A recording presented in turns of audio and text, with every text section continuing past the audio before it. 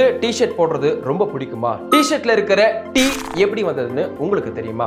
குழந்தைகள் முதல் பெரியவங்க வரைக்கும் எல்லாருமே விரும்பி அணியும் ஆடையா இருப்பது தான் இந்த டி-ஷர்ட். இது நம்மளுக்கு எப்படி பிடிச்சிருக்கோ அது போலவே இது உருவான கதையும் ரொம்ப சுவாரஸ்யமானது. தொடக்கத்துல டி-ஷர்ட் அப்படின்றது வெறும் வசதிக்காகவும் அணியும் ஆடையா இருந்திருக்கு. அதுக்கு பிறகு இதன் தோற்றம் ஃபேஷனாகவும் நல்ல பர்சனாலிட்டியை வெளிக்காட்டுவதாகவும் அமைஞ்சிருக்கு.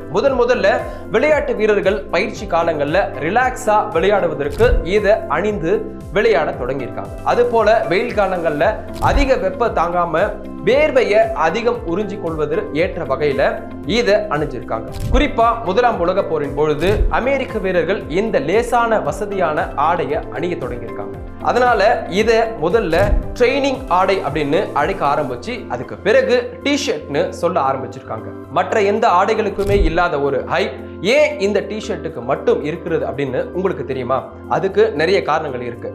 எல்லா இடங்களுக்கும் இந்த டி-ஷர்ட் பொருத்தமா இருக்கும். ஆபீஸுக்கும் போட்டுக்கலாம், வீட்லயும் போட்டுக்கலாம், பார்ட்டிக்கும் போட்டுக்கலாம். ஒட்டு மொத்தத்துல எல்லாற்றுக்குமே சௌகரியமான ஆடை தான் இந்த டி-ஷர்ட்.